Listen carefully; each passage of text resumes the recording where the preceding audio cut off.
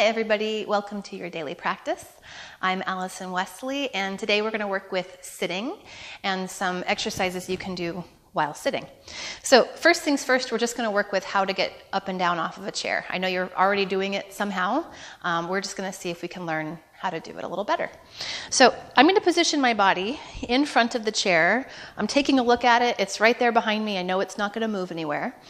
And then I'm going to see if I can find the chair with my sitting bones first. So this is the base of my pelvis, and I'm going to use this kind of lowering down bones to find the chair. And notice that when I find it, I'm pretty far forward. I'm definitely not at the back of the chair. So at this point, my tailbone is very free, which means my spine is free, and I'm not having to do much to sit up tall. I'm just on my pelvis. So we're going to treat this as a bit of an exercise. It's going to be 4 steps. So to take a stand up, first I'm going to bring weight from my sitting bones, which are lower than my legs. I'm going to bring weight from my sitting bones onto my legs. So it might feel like you're actually leaning a little bit forward onto your legs. So that's step 1. Step 2, I'm going to use my legs to bring me up. And I'm going to find a place where I'm just kind of floating here with the pelvis. Now step 3, I'm going to come back down. So I'll have that seat. My sitting bones are trying to find the chair first. And step 4, of course, I'm sitting.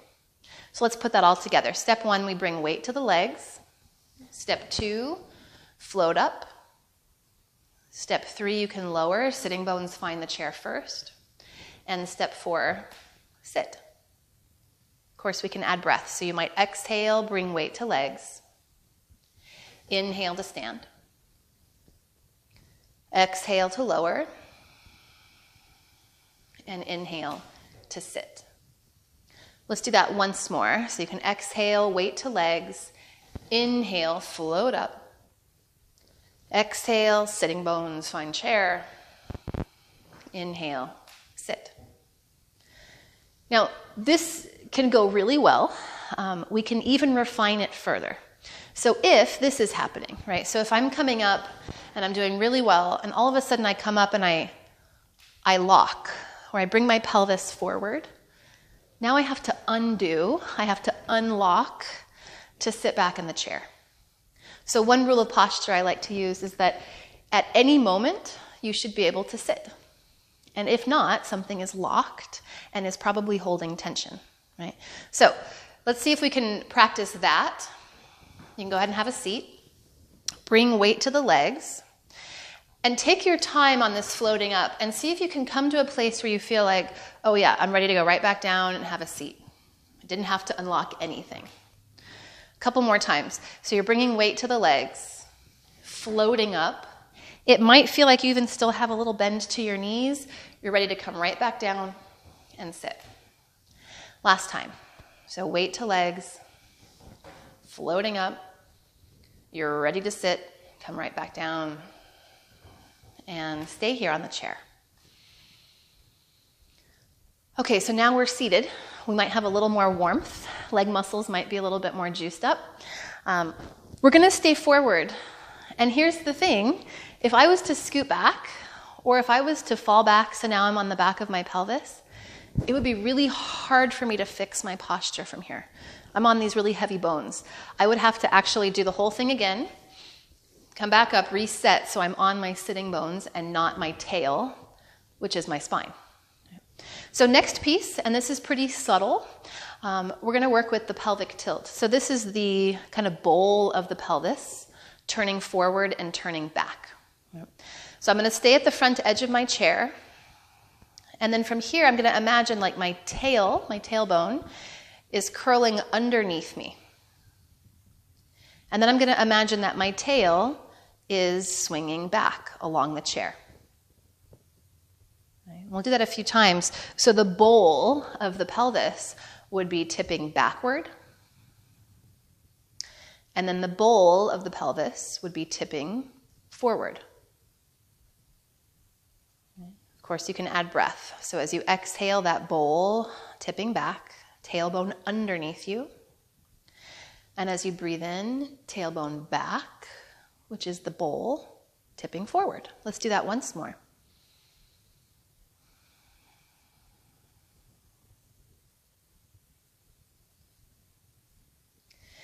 And this can be the beginning to now the seated cat and cow. I'm going to start the same way. So I'm going to start with the tail underneath me. So I like the image of like tail between my legs. And I'm just going to continue to round my body back. And I'm going to bring my hands forward and bring my chin toward my chest. Then I'm going to do everything in reverse and bring my tail back. I'm going to gently arch my spine and let my chest pull forward as my elbows pull back. Okay, just that much. So we'll take tailbone underneath. You're rounding your back. Hands slide forward and your chin can come to your chest. And then reverse and bring your tail back. Gently arch your spine, elbows back, chest forward. And let's, of course, add the breath. So we're going to round and exhale. And extend and inhale. Okay, so hollowing out with the breath. You round your back. Exhale. And as you're filling with breath, opening the chest, inhale. Now we're going to keep this movement going. Match the movement to your rhythm. And just a few refinements. So really easily the rounding could become this, which is me actually just bringing my body forward. The image I like is one of those big yoga balls. So I imagine that I'm sort of like that big yoga ball is coming in from the front of my body, helping me round back, which would send my hands forward.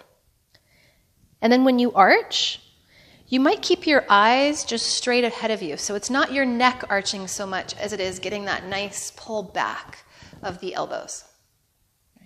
Let's do this whole thing once more. So hollowing out like that big yoga ball, helping you round your back.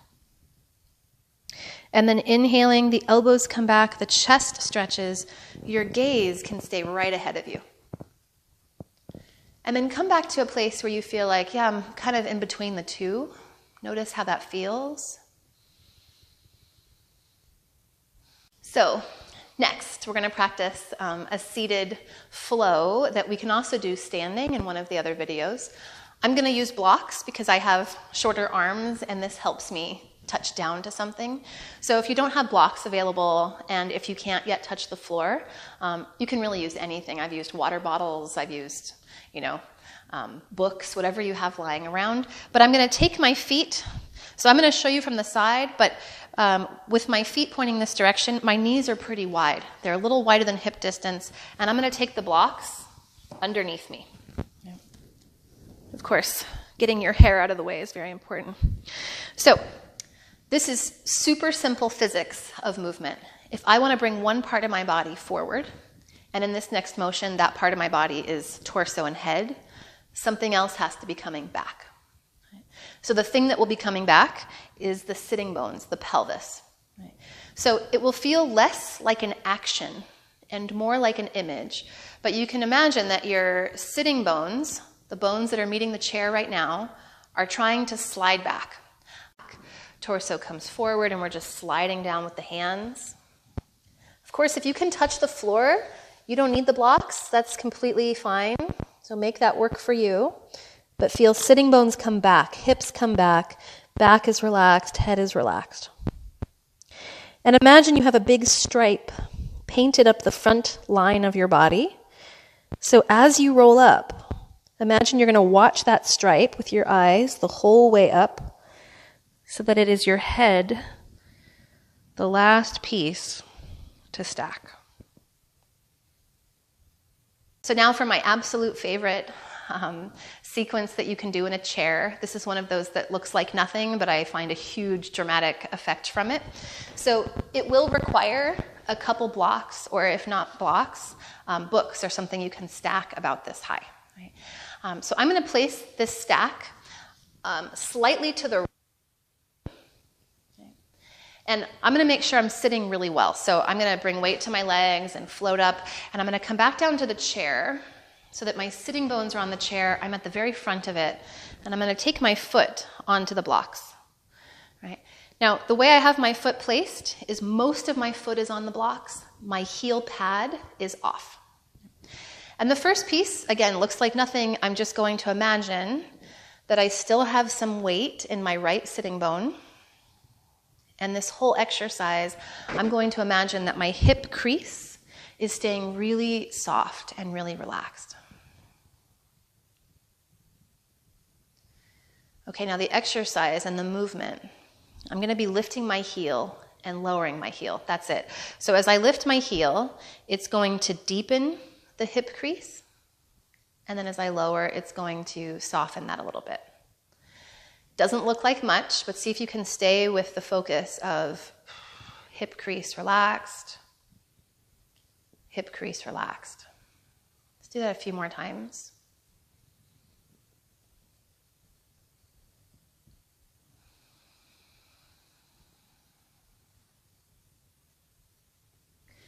And of course, breathing will help.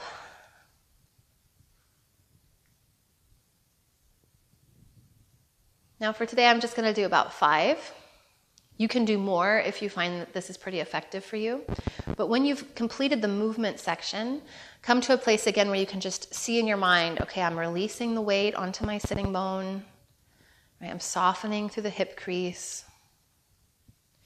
And instead of me using my leg to come down, I'm going to use my hands. So I'll bring my hands under my thigh. I'm going to set my foot back down. I'll bring weight to my legs and stand. And then give yourself pause there just to feel the effects. And I had one student describe this really well, where it feels like you're just really on that leg, like the very center of the leg. And you can even test your balance on that foot and then on the foot that you haven't yet practiced. And you might just notice maybe you're a little bit more able to balance on that side. So let's definitely do the second side. You can come down onto the front edge of your seat, so you're on your sitting bones. Blocks are in front of the opposite foot. And then you bring your foot onto the blocks with your heel pad behind. And don't skip this next part. So this is the part where you feel, okay, I'm really relaxed and foldable across my hip. My sitting bone is in contact with the chair. Trying to let go of any rigidity that you might find in the spine. So getting really kind of relaxed there too. And then we'll simply lift and lower the heel. So you can lift the heel. This is going to deepen the hip. And then you can lower the heel.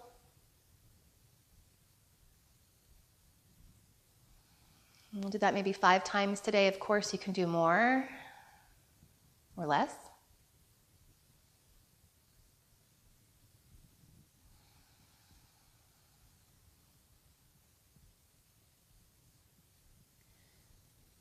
And see that you're breathing.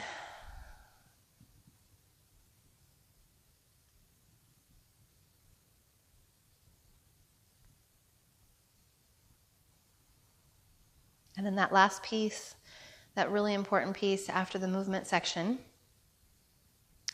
where you just focus on relaxing from the inside, like you're getting really creased into the hip. I imagine like a deep fold of a beach towel or like a creased ironed sheet, right? Like that's how foldable I am into my hip. Use your hands to help you come out. So hands under thigh, you can set the foot down. Go ahead and stand back up. Notice.